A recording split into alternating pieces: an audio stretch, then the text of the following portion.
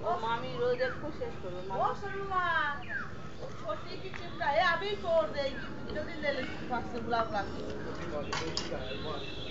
ওটা মাসির মানে দিয়ে দাও